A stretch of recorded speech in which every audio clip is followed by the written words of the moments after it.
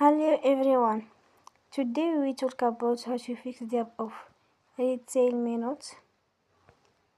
You will go to settings. Then we click on apps. After that you will search the app RetailMeNot and you click. Then you will unforce stop. After that you will go to storage. Then we click on clear cache.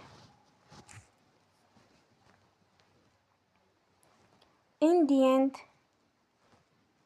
you will turn off your Wi-Fi and you will turn again.